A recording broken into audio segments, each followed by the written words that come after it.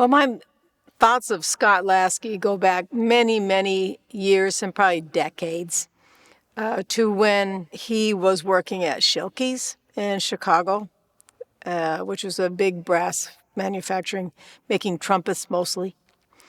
But there was a special man, Phil, that made mouthpieces that Scott was working with. And that's when I first met Scott, because he made me a mouthpiece to play the Contra-Stroke. That's how I sort of remember this. And then he went on his own, and I didn't know where he had gone. He wasn't at Schilke's anymore. And then I found out when I think he came to a concert to see Doc Severinsen, because he was really good friends with Doc and Bud Herseth. And we were talking about mouthpieces, and he said, well, I'm never going to make a horn mouthpiece because you guys never switch. You play the same ones all the time. I won't make any money.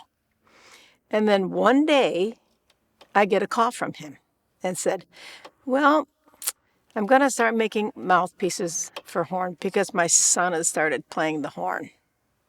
And that's sort of how it all happened. He called me, and I went out, and he had made a mouthpiece for me. He knew what rim I normally played on, and it has just progressed from there.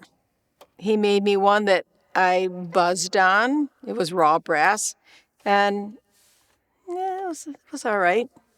And then he went back to his computer and went click, click, click, and then he brought it back. He manufactured one and brought it back and cleaned it out, and I buzzed again, and oh yeah, there's the sound that I want. So I judged sort of not playing the horn, but playing the mouthpiece. It had the right colors and the right balance, the harmonics that you want to hear. This actual rim of this mouthpiece comes from when I was in college and took a trip to New York and went to Giardinelli's. And I had been playing on an Alexander MY9, and I went and tried out all these mouthpieces just because I was in Giardinelli's. You know, that was a big thing. And I found this mouthpiece that it just felt good, period. And I brought it back to my college, at Ithaca College, and my horn teacher just looked at me and said, what are you doing? It's so big. I said, but it feels so good. And I had another person say, because it fits around your top teeth. I went, oh yeah, it does. And that's why I've stuck with this rim. It's a J6 rim. And it was James Staliano's rim. And he was a principal horn player of Boston Symphony. Usually principal horn players, high players, would play a narrower cross. But this one felt good, and it's sort of been the one I've played since, oh dear, many, many years ago.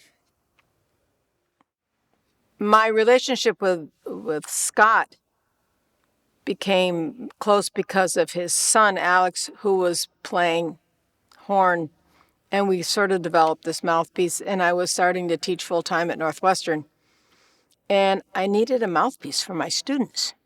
Yet I knew not all of my students should play my rim, because they shouldn't. They weren't strong enough, and maybe their teeth weren't the right size, or it didn't feel as comfortable. So he knew how to use the same sort of colors that we were getting on this mouthpiece, and he was able to create a rim of different sizes to adapt for other players. So that's where he started coming up with 17.5, 17.75, etc. And this is basically an 85, which people just, you can't be playing on that big mouthpiece in it, just where it fits. But I think it's more of his experience with working with people like Bud Herseth. And he told me that he created this rim, the contour of it, similar to what Mr. Herseth played. So the inner part of the rim had a little bit more bite, so it helped with articulation. And then the crown of the rim and the way it curves around on the outside, it's not square, so you get a little bit more flexibility. And so through trial and error, we came up with this mouthpiece, which he did all the work. I just kind of went along and had fun and played him. And when I would need another mouthpiece, he would just, all of a sudden a box appeared at my studio.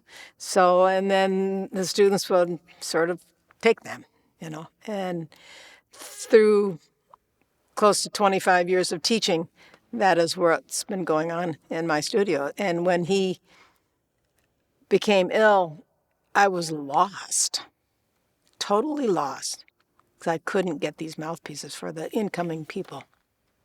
I started calling other people that I knew might have some put away. Ken Pope in Boston had some.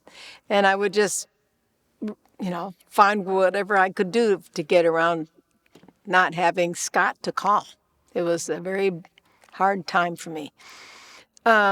We used some of the Houghton mouthpieces, but it wasn't until the Laskey Company was purchased that we finally, I feel like I finally have something for my students for them to buy again.